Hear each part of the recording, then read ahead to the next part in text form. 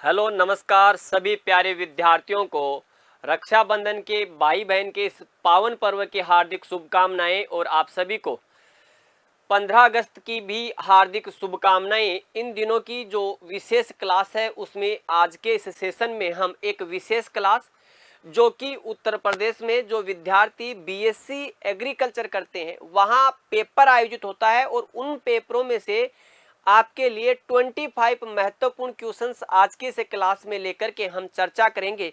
तो एक बार पुनः आप सभी विद्यार्थियों को जो कृषि से जुड़े हुए विद्यार्थी हैं उन सभी को भाई बहन के इस पावन पर्व की और 15 अगस्त के इस पावन पर्व की आप सभी को हार्दिक शुभकामनाएं, बधाई हो आप सभी को। और चर्चा करते हैं हम यहाँ पर 25 महत्वपूर्ण क्वेश्चंस जो आपके एग्जाम में हो सकता है मददगार साबित हो।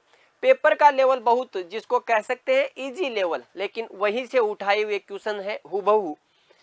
तो आइएगा देख लेते हैं कुछ महत्वपूर्ण क्वेश्चन। पहला क्वेश्चन है आपके स्क्रीन पर और क्वेश्चन क्या है, इसमें से सोलेनेसी फसल नहीं है, यानी कि ये पूछना चाह रहा है कि कौन सा एक सोलेनेसी कुल का पौधा नहीं है।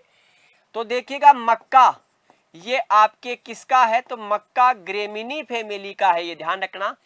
इसे आप क्या कह देते हैं, इसे आप अमेरिका के रीढ़ की हड्डी कहते हैं। क्या कह देते हैं, अमेरिका के रीढ़ की हड्डी, रीढ़ की हड्डी आप इसे कहते हैं, ये ध्यान रखना है। देखिएगा इसे आप क्या कहते हैं, मोटे अनाजों की रानी भी कहते हैं। इसे क्या कहते हैं, मोटे अनाजों की रानी।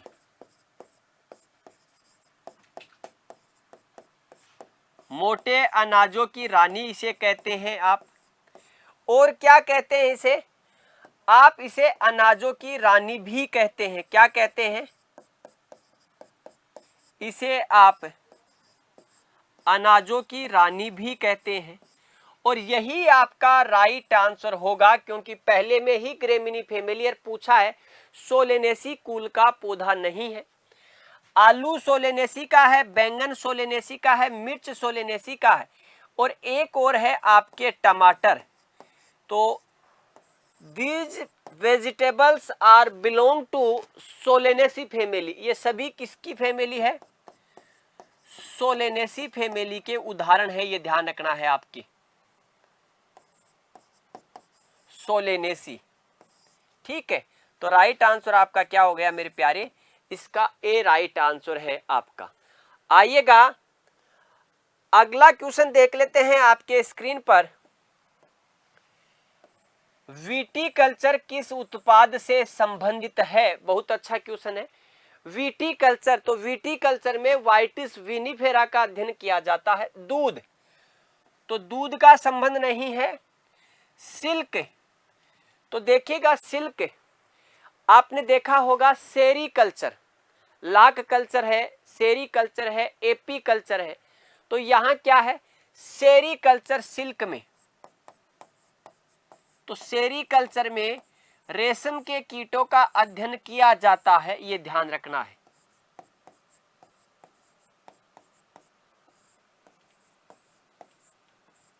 ये ध्यान रखना किसका, रेशम के कीटों का सेरीकल्चर में। अंगूर, तो अंगूर की खेती किसमें, तो विटीकल्चर में, ये ध्यान रखना। मधु, तो इसे आप कह सकते हैं एपीकल्चर। एपीकल्चर में मधुमक्खी पालन और मधुमक्खी के जो उत्पाद होते हैं, चाहे उसका शहद हो और चाहे उसका क्या हो आपके वैक्स, जिसे मोम कहते हैं। तो एपीकल्चर में ध्यान रखना आप क्या करते हैं, आप इसमें एपीकल्चर में आप किसका अध्ययन करते हैं, तो ध्यान रखना मधुमक्खियों और मधुमक्खियों का जो उत्पाद होता है, और शहद क्या है, इसी का उत्पाद है। तो राइट आंसर क्या है आपके स्क्रीन पर, इसका सी जो है वो सही जवाब है आपका, विटीकल्चर में अंगूर का। और अंगूर को आप क्या कहते हैं, वाइटिस विनिफेरा कहते हैं, वाइटिस विनिफेरा आप इसे कहते हैं, और विटेसी फैमिली का सदस्य है, ये आपको ध्यान रखना है। अगला क्वेश्चन देख लेते हैं आपके स्क्रीन पर। ये रहा नेक्स्ट क्वेश्चन आपके स्क्रीन पर। देखिएगा मृदा कटाव यानी कि सोइल के इरोजन की बात कर रहा है, इसको रोकने वाली क्रॉप कौन सी है, यानी कि कौन सा आपके मृदा संरक्षण को बढ़ावा देता है। देखिएगा सरसों, अरहर, मक्का और मूंगफली। देखिएगा मृदा कटाव को रोकने वाली मृदा संरक्षी जो फसलें होती हैं, अगर मृदा संरक्षी फसलों की अगर आप बात करेंगे तो देखिएगा इसमें आपके ज्यादातर कौन सी क्रॉप आएगी, जैसे आपके मोट है, आपके जैसे चौला है, ये इसमें आपके आती है। आपके देखिएगा मूंगफली, देखिएगा मूंगफली में क्या है, अरेकिस हाइपोजिया इसे कहते हैं। मूंगफली का जो पौधा है वो क्या करता है, जमीन पर फैलता है। तो ये क्या है, जमीन पर फैलता है तो पानी को डायरेक्टली आपके सोइल के संपर्क में नहीं आने देता, तो मृदा के कटाव को रोकता है, ये ध्यान रखना। सरसों, अरहर और मक्का नहीं, यहाँ आपका राइट आंसर होगा मूंगफली, जिसे आप क्या कहते हैं, अरेकिस हाइपोजिया कहते हैं। सिंपल क्वेश्चन है, अरेकिस हाइपोजिया इसे आप कहते हैं, ये ध्यान रखना, अरेकिस हाइपोजिया। तो राइट आंसर क्या हो गया हमारा, यहाँ पर डी हो गया। इसमें कुछ बात कर लें तो आपका देखिएगा इसमें प्रोटीन पाया जाता है 26 to 27%, ये ध्यान रखना है। इसमें आपके ऑयल पाया जाता है कितना, तो 42, सॉरी आपके इसमें तेल पाया जाता है 45 to 47% ऑयल पाया जाता है, ये ध्यान रखना। अरहर इसे आप क्या कहते हैं, इसे आप तूर कहते हैं, ये ध्यान रखना है। इसे आप रेड ग्राम के नाम से जानते हैं, क्या, रेड ग्राम के नाम से जानते हैं। इसे आप पिजन पी भी कहते हैं, ये ध्यान रखना, पिजन पी। मक्का की बात कर चुके। अरहर आपके, सरसों क्या है, एक ऑयल सीड क्रॉप है, रबी की फसल है, ये ध्यान रखना है। सरसों का सर्वाधिक उत्पादन राजस्थान में होता है, ये ध्यान रखना है आपको। तो राइट आंसर आपका जो हो गया वो क्या है मेरे प्यारे, डी है, ये ध्यान रखें। आइएगा अगले क्वेश्चन पर चर्चा कर लेते हैं। नेक्स्ट क्वेश्चन क्या है आपके स्क्रीन पर, नेशनल सीड कॉरपोरेशन एक्ट कब बना। बहुत प्यारा क्वेश्चन पूछा है, नेशनल सीड कॉरपोरेशन एक्ट कब बना। तो ध्यान रखिएगा मेरे प्यारे, अगर हम बात करें नेशनल सीड कॉरपोरेशन यानी कि राष्ट्रीय बीज निगम की बात करें, देखिएगा राष्ट्रीय बीज निगम, राष्ट्रीय बीज निगम की अगर हम बात करें तो देखिएगा इसकी स्थापना, अगर आप इसकी स्थापना की बात करें तो देखिएगा स्थापना होती है 1963 में, ये ध्यान रखना है। अगर इसी में हम बात करें आपके आगे की तरफ तो देखिएगा नेशनल सीड कॉरपोरेशन एक्ट की अगर हम बात करें तो यह एक्ट आपके 1966 में बनेगा, ये ध्यान रखना है। अगर एक्ट से आगे निकले तो ध्यान रखना एनएससी का ये जो एनएससी एक्ट है ये लागू कब हुआ, तो ये लागू कब होगा 2 अक्टूबर 1969 को। तो क्वेश्चन पूछा एक्ट कब बना, तो ये तो स्थापना है और 1966 में ये एक्ट बना है आपका। इसका मतलब क्या हो गया, इसका राइट आंसर आपका मेरे प्यारे इसका डी सही जवाब है, ये ध्यान रखना है। चलते हैं अगले क्वेश्चन पर चर्चा कर लेते हैं आपकी। नेक्स्ट क्वेश्चन है आपके स्क्रीन पर, अंधी गुड़ाई की संस्तुति है। संस्तुति का मतलब है किसमें यूज किया जाता है, ये ध्यान रखना। अंधी गुड़ाई इसे आप कहते हैं ब्लाइंड होइंग, क्या कहते हैं, ब्लाइंड होइंग कहते हैं। इंग्लिश में टर्म बहुत इसका प्यारा है तो इसे कहते हैं ब्लाइंड होइंग कहते हैं, ये ध्यान रखना है आपको। अगर हम बात करें इस ब्लाइंड होइंग यानी कि अंधी गुड़ाई की तो कब काम में लेते हैं, तो ध्यान रखना है आपके अंकुरण के पूर्व काम में लेते हैं, अंकुरण से पूर्व काम में लिया जाता है, अंकुरण से पूर्व। आगे देखिएगा इसका ऑब्जेक्ट क्या होता है, तो ऑब्जेक्ट होता है आपको ध्यान रखना है नंबर 1 अंकुरण को बढ़ाना, अंकुरण प्रतिशत बढ़ाना, पहला ऑब्जेक्ट। दूसरा ऑब्जेक्ट सोइल की ऊपरी हार्ड लेयर को ब्रेक डाउन करना, तोड़ना। तो मृदा की कठोर सतह को तोड़ना, मृदा की कठोर सतह को तोड़ना। तीसरा ऑब्जेक्ट क्या हो सकता है? तो ध्यान रखना, तीसरा ऑब्जेक्ट मेरे प्यारे खरपतवार नियंत्रण भी इसका ऑब्जेक्ट हो सकता है। तो तीसरा ऑब्जेक्ट है आपके पास खरपतवार नियंत्रण। आइएगा अगर हम बात कर ले होंगी किसमें, तो देखिएगा एक होता है आपके आलू में और दूसरा होता है गन्ना में, शुगर केन। तो ये रहा आपका शुगर केन, यही आंसर है। ज्वार में ध्यान रखना हाइड्रोसाइनिक एसिड पाया जाता है जिसे आप धुरीन कहते हैं, ये ध्यान रखना है। मक्का और बाजरा में नहीं। तो आपका सही जवाब क्या है? इसका राइट आंसर आपका ए है, ये ध्यान रखना। तो चले अगले क्वेश्चन पर। नेक्स्ट क्वेश्चन है आपके स्क्रीन पर, ये रहा, टमाटर में लाल रंग का कारण क्या है? तो देखिएगा टमाटर लाल रंग का होता है, तो आखिरकार क्या कारण है इसका?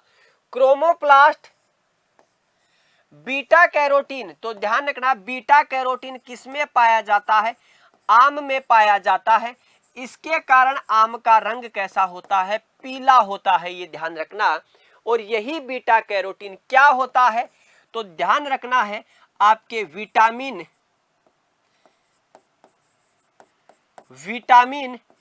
ए का पूर्वगामी है, ये ध्यान रखना है आपको, राइट। अगर हम बात करें लाइकोपीन, तो देखिएगा लाइकोपीन की वजह से टमाटर का लाल रंग होता है। और ये लाइकोपीन, इसका निर्माण कब होगा? तो इसका बेस्ट निर्माण होता है 21 से लेकर के 24 डिग्री सेंटीग्रेड तापमान पर इसका निर्माण होता है, ये ध्यान रखना है। एंथोसाइनिन, तो देखिएगा बैंगन का रंग जो होता है वो आपके बैंगनी रंग कैसा होता है? एंथोसाइनिन के कारण होता है। गाजर का लाल रंग एंथोसाइनिन के कारण होता है। प्याज का लाल रंग एंथोसाइनिन के कारण होता है। सेब का लाल रंग एंथोसाइनिन के कारण होता है। आपके ग्रेप्स के रंग में परिवर्तन एंथोसाइनिन के कारण होता है। तो कुछ लिख लीजिएगा आप यहां पर, सेब का लाल रंग, प्याज का लाल रंग, गाजर का लाल रंग। आगे लिखेगा बैंगन और ग्रेप्स में बैंगनी रंग। तो राइट आंसर आपका सी है मेरे प्यारे, ये ध्यान रखना है। आइएगा अगले क्वेश्चन पर चर्चा कर लेते हैं। नेक्स्ट क्वेश्चन आपके स्क्रीन पर है, धान में खेरा रोग का क्या कारण है? तो देखिएगा खेरा रोग बैक्टीरिया नहीं, कवक नहीं, बोरोन की वजह से आप देखेंगे तो आपको ब्राउनिंग नजर आती है, जगह जगह देखेंगे, चाहे आपका फूल गोभी हो, चाहे आपके अमरूद की बात करें। जिंक की कमी के कारण क्या होगा? आपका खेरा रोग होगा धान में। अब देखिएगा खेरा रोग की बात करें तो ये होगा कब? तो ध्यान रखना पौधरोपण के बाद में, पौधरोपण के बाद में होगा, ये ध्यान रखना। और पौधरोपण के कितने दिन बाद? तो 2 से 3 सप्ताह के बाद देखने को मिल सकता है। देखिएगा इसकी खोज आपके किसने की? तो देखिएगा खोज आपके YL नेने महोदय ने की। आपके इसे उत्तराखंड के पंतनगर में खोजा गया, ये ध्यान रखना है। तो डी इसका सही जवाब है। अगला क्वेश्चन देख लीजिएगा, IARI स्थित है, Indian agriculture research institute, IARI। देखिएगा IARI की स्थापना 1905 में तत्कालीन पश्चिम बंगाल वर्तमान बिहार के दरभंगा जिले में गंडक नदी के किनारे इसकी स्थापना होती है 1905 में। और इस समय इसका नाम है ARI एग्रीकल्चर रिसर्च इंस्टीट्यूट, ये ध्यान रखना है। तो लखनऊ में क्या है? सेंट्रल इंस्टीट्यूट ऑफ सब ट्रॉपिकल हॉर्टिकल्चर CISH है, ये ध्यान रखना है आपके यहाँ पर। हैदराबाद में आपके चाहे तो इकरी सेट की बात कर लेना, चाहे आप कराइडा की बात कर लेना, चाहे यहीं पर आपके तेलंगाना में ऑयल सीड रिसर्च की बात कर लेना आप, यहीं पर आपके जिसको कह सकते हैं विभिन्न ज्यादातर रिसर्च सेंटर आपके यहाँ पर है। नई दिल्ली में बिल्कुल सही है आपका, नई दिल्ली में IARI भी नई दिल्ली में है और ICAR भी आपका नई दिल्ली में है। बेंगलुरु में क्या है, तो Indian institute of horticulture research आपका बेंगलुरु में है। तो सही जवाब क्या हो जाता है, आपका सी सही जवाब है। अगला क्वेश्चन देखो आपके स्क्रीन पर है, एलियम सेफा प्याज क्या है। तो प्याज आपको ध्यान रखना है, प्याज है एक बीजपत्री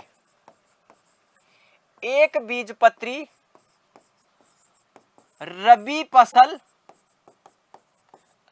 फसल और अगर देखेंगे तो कौन सी है, बल्ब वाली क्रॉप है। ये ध्यान रखना कौन सी है, बल्ब वाली क्रॉप है, इस चीज का आपको ध्यान रखना। प्याज में देखिएगा तीखापन होता है एलाइल प्रोपाइल डाइसल्फाइड के कारण। तो प्याज का तीखापन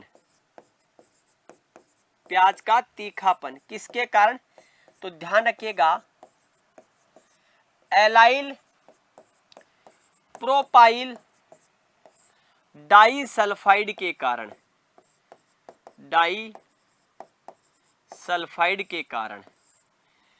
प्याज में ध्यान रखना है सल्फर पाया जाता है।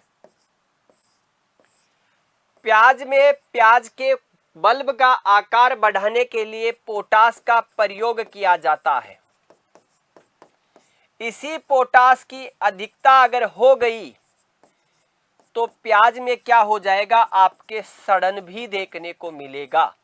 तो क्या है सही जवाब आपका, जिसको कह सकते हैं तो बल्ब है राइट आंसर आपका।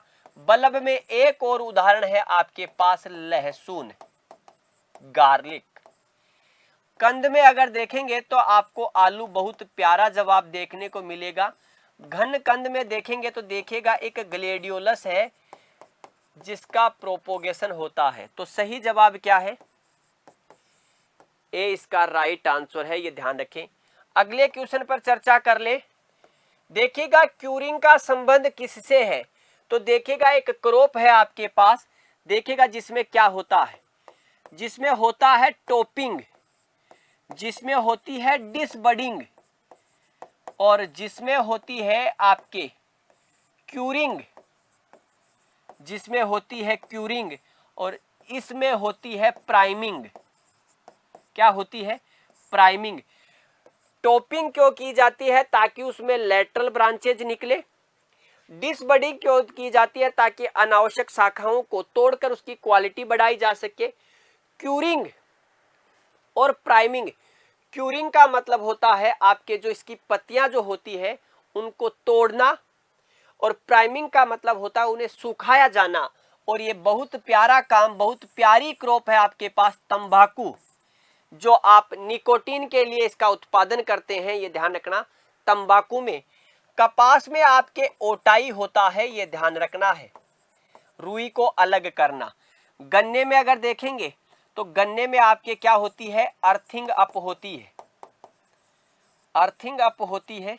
गन्ने में आपके क्या होती है, जिसको कहा जाए तो अर्थिंग अप, मिट्टी चढ़ाना होती है।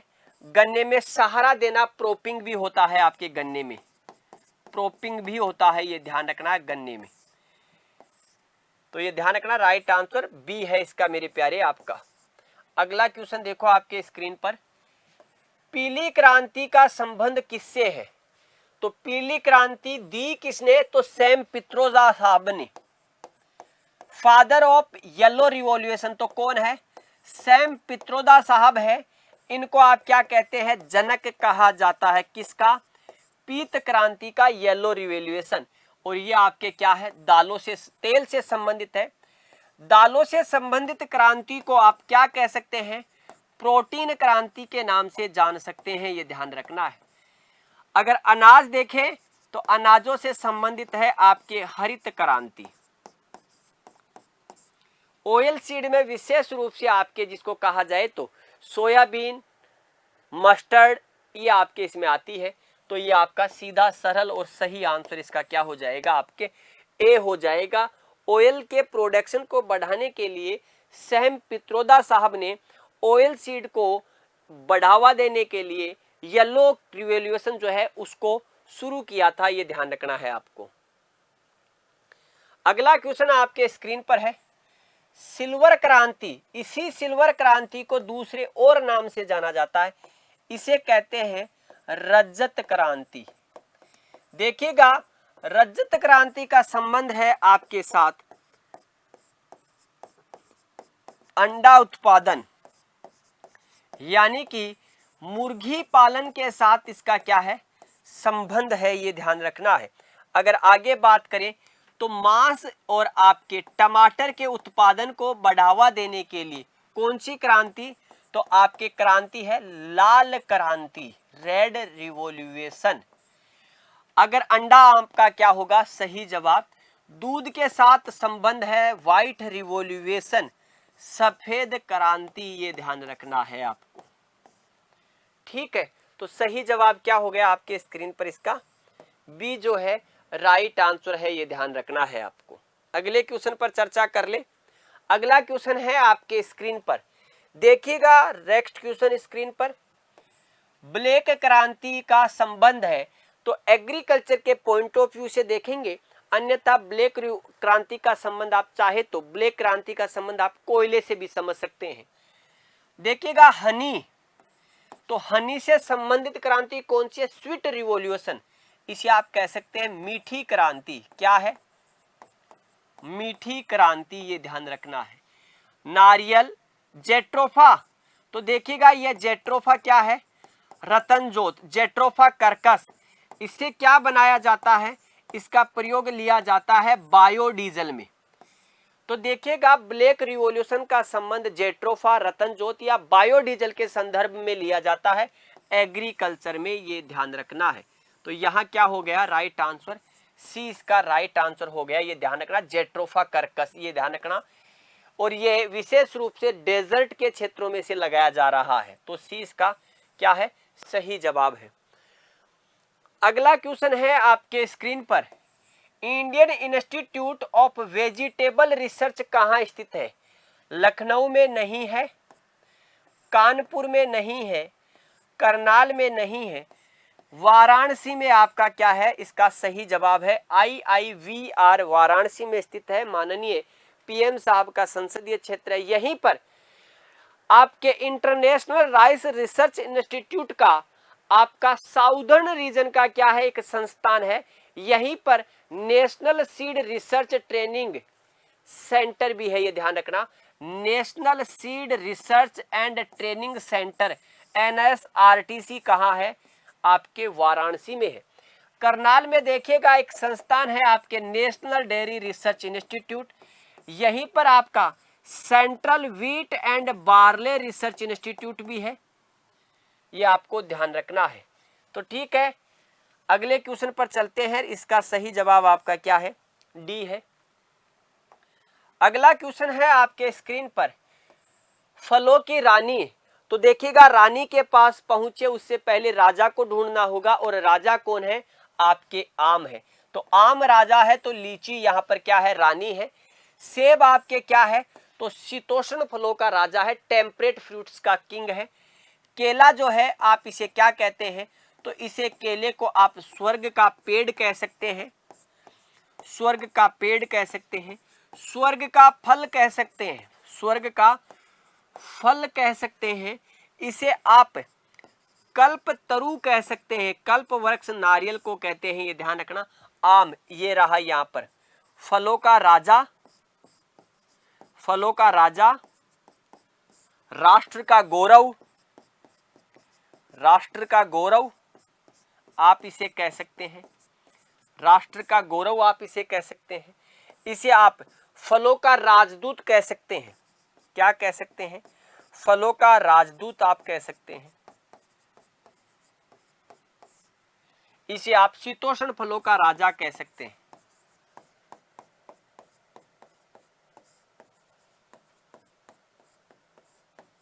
शीतोष्ण फलों का राजा आप इसे कह सकते हैं। तो ए आपके स्क्रीन पर है, लीची, लीची साइनेंसिस, बिल्कुल सही जवाब है ए इसका। अगला क्वेश्चन देखो आपके स्क्रीन पर, निम्न में से खरीफ ऋतु की फसल नहीं है। कौन सा इनमें से खरीफ की ऋतु का उदाहरण है? खरीफ, रबी और जायद। तो देखिएगा मक्का, मक्का खरीफ है और खरीफ है तो शॉर्ट डे प्लांट है। मटर क्या है? मटर आपका रबी है लेकिन ये डे न्यूट्रल प्लांट में काउंट होता है। धान आपका क्या है? खरीफ है तो ये शॉर्ट डे प्लांट में काउंट होता है। बाजरा आपका खरीफ में है, शॉर्ट डे प्लांट में शामिल होता है। तो प्यारे जवाब हो गया इसका बी, ये ध्यान रखना है आपको। चलें आगे। अगला क्वेश्चन है आपके स्क्रीन पर, ये रहा, भारत में सर्वाधिक सिंचित राज्य कौन सा है? तो भारत में सर्वाधिक सिंचाई किससे होती है? नहरों से होती है। पंजाब क्या है? तो पंजाब सर्वाधिक सिंचित राज्य है। पंजाब के बाद आता है नंबर हरियाणा का। अगर यहां देखिए सर्वाधिक सिंचित राज्य पंजाब और सर्वाधिक सिंचित क्षेत्रफल अगर पूछे तो एरिया किसका होगा? यूपी का। लेकिन एरिया में परसेंटेज निकालते हैं तो पंजाब का है। राजस्थान में सर्वाधिक सिंचाई आपके किससे होती है? तो कुओं से और नलकूपों से होती है। कुओं और नलकूपों से होती है। अगर यही चीज पूछ लेता हमें तो राजस्थान के संदर्भ में तो हमारा जवाब हो जाता कि गंगानगर राजस्थान का सर्वाधिक सिंचित क्षेत्रफल है। परसेंटेज में पूछ लेता तो हम अलवर कह देते। तमिलनाडु में क्या होता है? तो देखिएगा तमिलनाडु में सर्वाधिक सिंचाई आपके किससे? तालाबों के माध्यम से होती है। तो प्यारे जवाब क्या है? ए है, ये ध्यान रखना है। तो भारत में सर्वाधिक सिंचित राज्य कौन सा? पंजाब। क्षेत्रफल में पूछता तो उत्तर प्रदेश। अगला क्वेश्चन आपके पास स्क्रीन पर है, भारतीय कपास का बोटनिकल नाम क्या है? एक है अमेरिकन कपास, एक है भारतीय कपास। तो देखिएगा गोसिपियम कॉम्पेसिट्रस, गोसिपियम हिरसुटम, इसे आप अमेरिकन कपास कहते हैं। क्या कहते हैं? इसे आप अमेरिकन कपास के नाम से जानते हैं, ये ध्यान रखना है। आपके गोसिपियम बारबाडेंस, इसे आप भारतीय कपास कहते हैं। क्या कहते हैं? भारतीय कपास कहते हैं। तो क्या हो गया यहां सही जवाब? गोसिपियम बारबाडेंस हो गया, ये ध्यान रखना। 26 और 52 भारतीय के आपको देखना है, तो ध्यान रखना यहाँ क्या है? सी इसका सही जवाब है मेरे प्यारे। अगला क्वेश्चन है आपके स्क्रीन पर, व्हाइट रिवॉल्यूशन का जनक किसे कहा जाता है? सफेद क्रांति का जनक एमएस रंधावा। तो रंधावा साहब ने भारत में कृषि का इतिहास नामक एक पुस्तक लिखी। भारत में कृषि का इतिहास, ये पुस्तक आपके इन्होंने लिखी है। वर्गीज कुरियन साहब, तो इन्हें आप सफेद क्रांति का जनक कहते हैं। क्या कहते हैं? सफेद क्रांति का जनक आप इन्हें कहते हैं, ये ध्यान रखना है। सीटी पटेल साहब को क्या कहते हैं? शंकर कपास का जनक कहते हैं। क्या? शंकर कपास का जनक कहते हैं। 1970 में इन्होंने शंकर कपास का डेवलपमेंट किया और हाइब्रिड 4 नामक वैरायटी डेवलप की। मेंडल साहब को फादर ऑफ जेनेटिक्स कहा जाता है। आनुवांशिकी के पिता कहते हैं, आनुवांशिकी के जनक कहते हैं इन्हें, ये ध्यान रखना है आपको। तो सही जवाब कुरियन साहब है, इसका बी। अगला क्वेश्चन देखो आपके स्क्रीन पर, ये रहा, भारत में सर्वाधिक जूट उत्पादक राज्य कौन सा है? चाहो आपको बताना है तो देखिएगा national research centre for jute and allied fibre. तो देखिएगा यूपी में आप अनाज की बात कर सकते हो, यूपी में आप गन्ने की बात कर सकते हो, गेहूं की बात कर सकते हो। मध्य प्रदेश में सोयाबीन की आप बात कर सकते थे। पश्चिम बंगाल में बिल्कुल सही है आपका जूट। राइट आंसर कौन सा है इसका? सी सही जवाब है। आंध्र प्रदेश कुल फलोत्पादन, अंडा उत्पादन, उनकी आप चर्चा कर सकते थे, तो सी इसका सही जवाब है। अगला क्वेश्चन देखो मेरे प्यारे आपके स्क्रीन पर, विश्व खाद्य दिवस कब मनाया जाता है? तो देखिएगा विश्व खाद्य दिवस मनाया क्यों जाता है, तो देखिएगा विश्व खाद्य दिवस 16 अक्टूबर 1945 food and agriculture organization Rome Italy में इसकी स्थापना आपके होती है। इसी 16 अक्टूबर को हम बनाते हैं आपके विश्व खाद्य दिवस। तो सही जवाब अक्टूबर कौन सी, 16 अक्टूबर इसका सही जवाब होगा। ये आपका क्या होगा, इसका राइट आंसर होगा, ध्यान रखना है। चले अगले क्वेश्चन पर। नेक्स्ट क्वेश्चन है आत्मा का शुभारंभ कब हुआ। तो आत्मा, आपको कोई और आत्मा की बात नहीं करनी है, यहां आत्मा कौन सी है, तो यहां आत्मा ATMA agricultural technology management agency, agricultural technology management agency है, ये ध्यान रखना। आत्मा, इसका कंट्रोल अथॉरिटी अगर देखेंगे, हायर कंट्रोल अथॉरिटी, तो संबंधित जिलाधीश महोदय होते हैं। इस आत्मा का प्रत्येक जिले में क्या होता है, तो ध्यान रखना प्रत्येक जिले में आत्मा का एक ऑफिस कार्यालय होता है, ये ध्यान रखना। इसका जो स्टाफ जो होता है वो कौन होता है, तो कृषि विभाग इसकी क्या है, अथॉरिटी है, ये ध्यान रखना। तो जिलाधीश इसका अध्यक्ष है। स्थापना कब हुई, तो 98, 2006, 4 और 5। देखिएगा बुकों में इसकी स्थापना आपको 2005 दिखेगी, ये ध्यान रखना। ऑप्शन में आपके कहीं नहीं दिया हुआ था पेपर में, तो यहाँ क्या है राइट आंसर आपका 2006 करेंगे, ये ध्यान रखना। इसका सही जवाब 2006 करेंगे, यहां अगर ऑप्शन में चूज करना है तो बी। अगला क्वेश्चन देखो आपके स्क्रीन पर, ये रहा। नगदी फसल है कैश क्रॉप कौन सी है इनमें से, तो कैश क्रॉप आलू, कपास, गन्ना, सारी की सारी कैश क्रॉप है। कैश क्रॉप वो फसलें होती है जिन्हें किसान उगाने का मुख्य उद्देश्य आमदनी प्राप्त करना है, अपने घर पर कम रखता है, ये ध्यान रखना। चाहे तंबाकू देखेंगे तो तंबाकू भी आपके इसी में आता है, गंवार देखेंगे गंवार भी इसी में आता है, ये ध्यान रखना। तो राइट आंसर कौन सा इसका, डी है, ये ध्यान रखना है। अगला क्वेश्चन देखो आपके स्क्रीन पर। SBI कहां स्थित है, तो स्टेट बैंक ऑफ इंडिया नहीं है, ये ध्यान रखना आपको। क्या है ये, तो देखिएगा गन्ना प्रजनन संस्थान। आप देखिएगा गन्ना एक ऐसा पादप है जो कि इंटरमीडिएट डे प्लांट, मध्यवर्ती प्रकाशावधि वाला पौधा है। इसे अपने फूलों को लाने के लिए या इसकी पुष्पन के लिए 12 से 14 घंटे की आवश्यकता होती है, और ये 12 से 14 घंटे का समय इसे कहाँ मिलता है, तो इसे कोयम्बटूर में मिलता है, कोयम्बटूर, ये ध्यान रखना है। तो कहाँ स्थित है, ये रहा कोयम्बटूर, शिमला में आपका आलू का है। तो राइट आंसर इसका क्या होगा, डी होगा, ये ध्यान रखना। अगर IDP नहीं हो तो गन्ने को शॉर्ट डे प्लांट में काउंट करना है आपको। अगला क्वेश्चन आपके स्क्रीन पर, भारत में हरित क्रांति के जनक कौन है, KM मुंशी, MS स्वामीनाथन। तो ये रहे आपके MS स्वामीनाथन। अभी इनकी आपको ध्यान रखना, तो MS स्वामीनाथन क्या है, इसके बी आंसर है। अभी इनका हमने कुछ दिन पहले ही क्या है बर्थडे जो है सेलिब्रेट किया है, ये ध्यान रखना। तो हरित क्रांति के जनक यही है। इन्हें FAO के द्वारा पहला वर्ल्ड फूड प्राइज भी आपको इन्हीं को दिया गया है।